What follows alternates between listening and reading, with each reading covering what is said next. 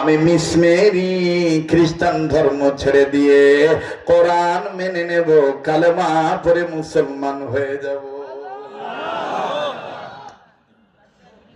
ফালাইলনি বাগারের মধ্যে, হ্যাঁ হুজুরও কব যে ফাতেমার আগে আবার কারা জান্নাতে যাইব।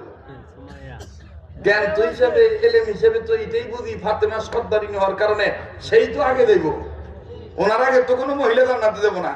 কিন্তু কিতাবে প্রমাণ আছে, হাদিসে আছে ওনার আগে আর একজন মহিলা জান্নাতে দেব। কবেন হুজুর তাহলে কি ওটা ঈসা নবীর যুগের মহিলা, ওটা কি মুসা নবীর? না না, উনিও মুহাম্মদ নবীর উম্মতের মহিলা। সুবহানাল্লাহ। একটু কি সময় দিবেন না? দিবে যদি সময় লাগে। ওই যে উঠবার নইছে, এই কাকা পুরস্কার সময় দিবে? হ্যাঁ আচ্ছা, আল্লাহ কবুল করুক, জোরে কোন আমিন। আমার সাথে দোয়া করলে ঠকবেন না। এই হাত দিয়া বারবার আল্লাহ কাবা ধরায়। প্রতি বছর গোটা রমজান মাস আল্লাহ মদিনা রাইখা দেয়। আমি কষ্ট করে আসছি, আসার সময় যে মোটরসাইকেল নিয়ে আসছি, আমি ওর কইছিলাম গেদা মনে বড় আশা ছিল আগে আগে এটা ভাত খামো, খানা খামো, কারণ এই অঞ্চলের, আমাদের ঢাকার পাকটা এই অঞ্চলের মানুষের পাক ভালো। তো আমি কইতেছি খুব খিদে লাগছিল গেদা, কিন্তু হইলো না, দেখো আর দাও তোকে হুজুর তাইলে ওয়াজে নিয়ে যায়, আগে কি রুমে ঢুকামো না আমি খবরদার আগে স্টেজে, আল্লাহ রক্ষা করবো। কথা কন, রক্ষা করার মালিক কারা?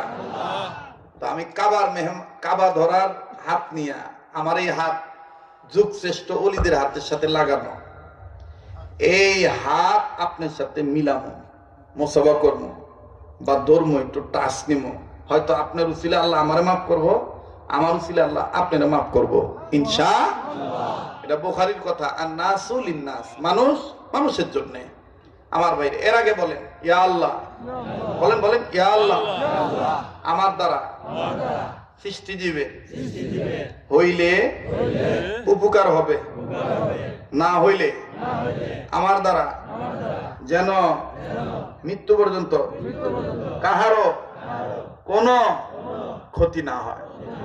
এটার আরো সরল অর্থ হইল, পারলে উপকার করবো, না পারলে কারো ক্ষতি করবো না। এটা হইলো মুসলমানদের ভাষণ। কথা কন ঠিক কিনা? আমার বন্ধুগণ, এই জন্য পারলে দিবেন, না পারলে না দিবেন। বলেন কোরআন সম্মানের কিতাব না অসম্মানের কিতাব? এই সম্মানের কিতাবকে সম্মান করে এবার বলেন তো দেখি, কোরআন শরীফ কয় পারা? অনেকে মনে মনে ভাবতে পারেন হুজুর মনে ফাতেমার এই কথাটা কব না, 100 বার কব। এবং এটার পরে দেখবেন মিস মেরির সিকিউরিটি গার্ড